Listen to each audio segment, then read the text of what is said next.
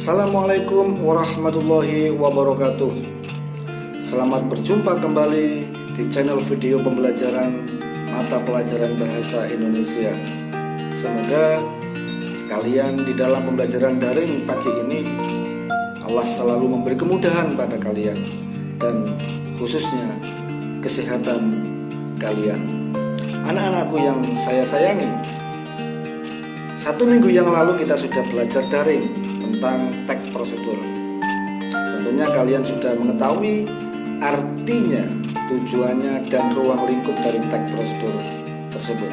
Nah, di pagi ini Pak Ali akan tambahkan materi, yaitu mengidentifikasi ciri-ciri teks prosedur atau menemukan ciri-ciri teks prosedur. Lebih singkatnya, mari kita ikuti tayangan berikut ini.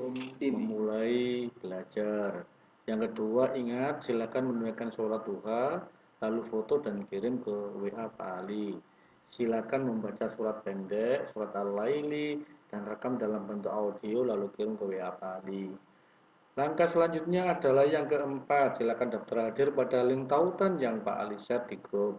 Kemudian nomor 5 pada link tautan daftar hadir terdapat latihan tugas yang harus kamu kerjakan.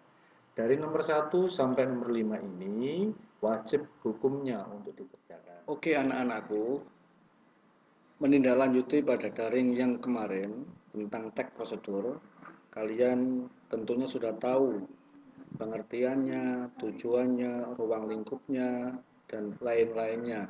Nah, sekarang Pak Ali akan menjelaskan tentang mengidentifikasi ciri-ciri teks prosedur. Tolong kalian juga lihat buku kalian pada halaman 82. Di sana mari kita lihat bersama-sama bahwa yang kita bicarakan pada saat ini adalah mengidentifikasi ciri teks prosedur. Bagaimana cara mengidentifikasi ciri atau bagaimana cara kita menemukan ciri-ciri teks prosedur? Nah, untuk mengetahuinya, mari kita lihat beberapa teks berikut ini. Coba teks yang pertama.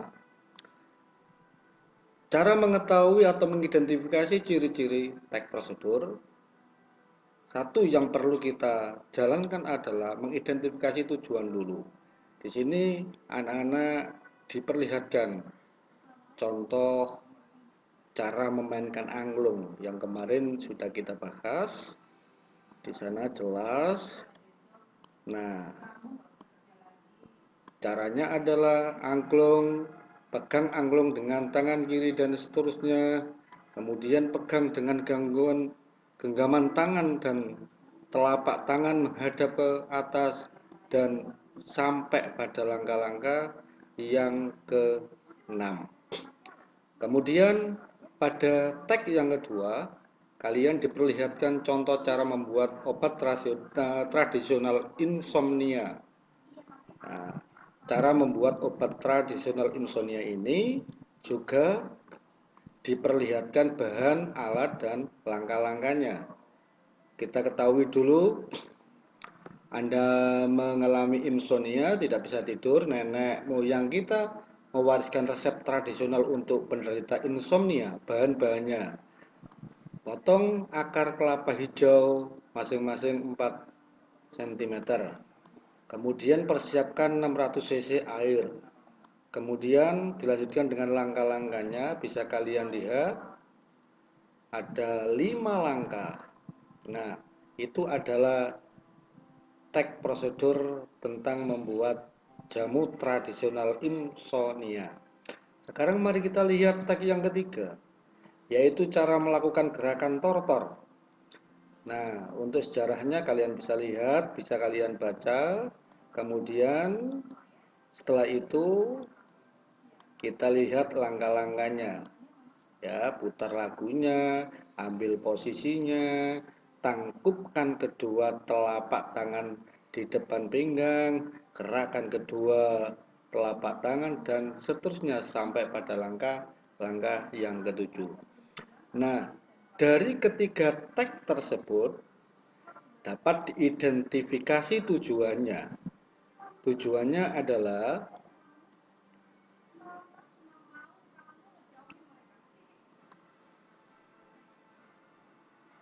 tujuannya adalah tag 1. Di sini ada satu pertanyaan, daftarlah ketiga tag dari segi tulisan tujuan komunikasi. Lanjutkan tabel berikut sesuai contoh.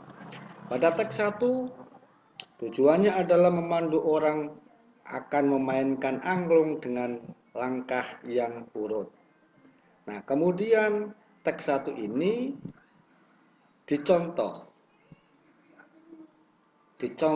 dimasukkan pada kolom yang kedua tag 2 sesuai dengan tag prosedur tag 2, maka di sini bisa diisi dengan memandu orang yang akan membuat obat tradisional insomnia dengan langkah yang kuat. Kemudian yang ketiga adalah memandu orang yang akan memainkan tari tortor dengan langkah yang urut dan tepat. Oleh karenanya tujuan dari tag prosedur adalah memandu orang untuk memainkan, memandu orang untuk membuat, dan memandu orang untuk memainkan atau melakukan sesuatu dengan langkah-langkah yang urut. Nah, tujuannya sudah kita ketahui anak-anak, sekarang kita sampai pada persamaan-persamaannya.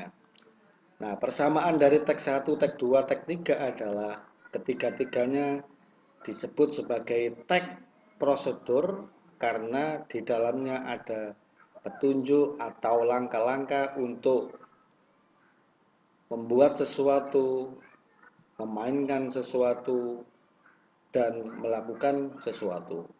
Kemudian ketiga tag tersebut sama-sama menggunakan kata bilangan yang ditandai dengan angka per angka. Ada angka 1, angka 2, angka 3, dan lain-lain. Kemudian persamaannya yang ketiga adalah tag 1, tag 2, dan tag 3 sama-sama menggunakan kata perintah. Ingat anak-anak, kata perintah adalah kata yang tidak mendapatkan awalan. Sekali lagi, kata perintah adalah kata yang tidak mendapatkan awalan dan ketika diucapkan menjadikan kita akan mengerjakan atau melaksanakan sesuai dengan kata tersebut. Kemudian yang kedua adalah mengidentifikasi bahasa dalam tag prosedur. Nah ini, di tag 3 ambil 5 potong akar kelapa hijau masing-masing 4 cm. Ada kata ambil.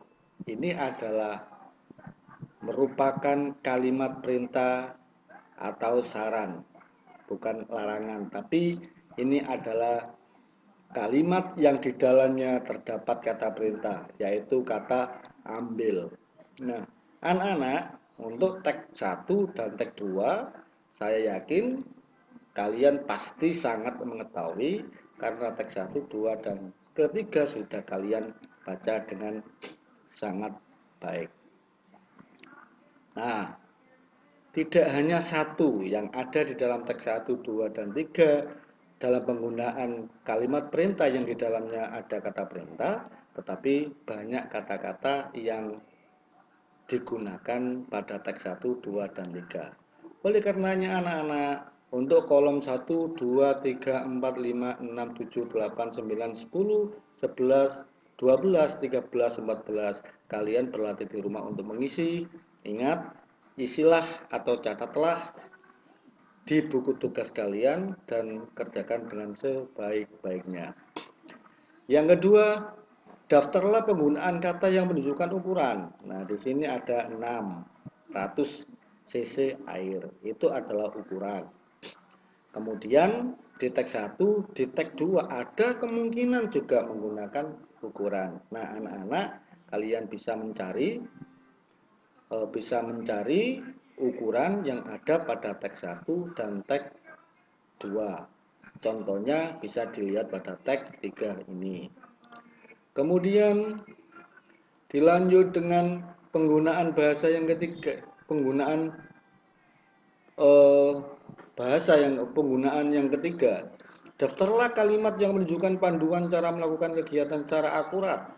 Rebus dengan anco yang telah dibuang bijinya sehingga air tersisa 300 cm.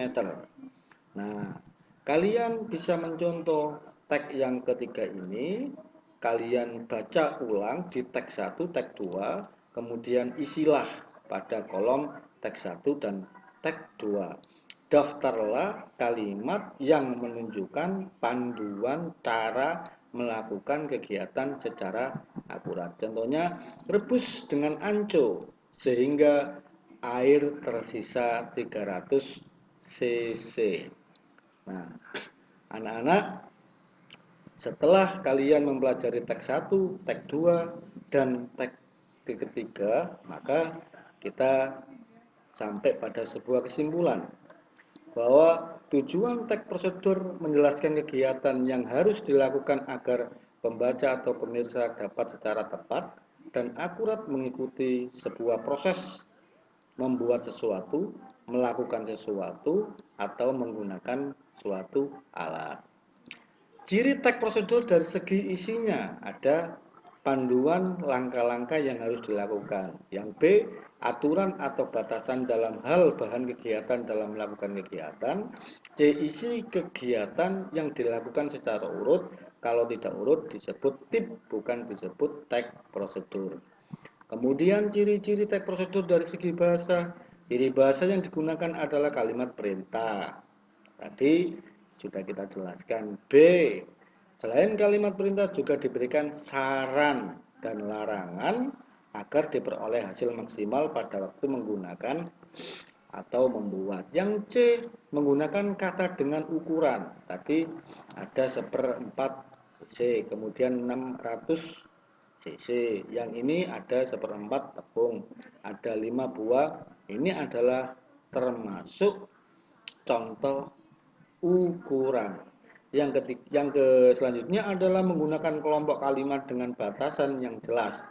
Rebus hingga menjadi bubur, lipat bagian ujung kanan sehingga membentuk segitiga sama kaki.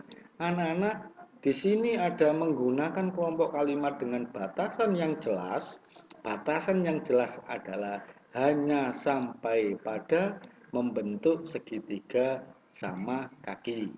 Nah, kalau membentuk segitiga tidak sama kaki, berarti itu sama dengan tidak menggunakan batasan-batasan. Terima kasih anak-anak. Itulah sedikit kita jelaskan tentang ciri-ciri teks prosedur. Oleh karenanya, kalian sekarang laksanakan di rumah, membuat rangkuman ciri-ciri teks prosedur baik dari tujuannya maupun dari segi bahasanya. Demikian, semoga bermanfaat. Saya akhiri. Assalamualaikum warahmatullahi wabarakatuh.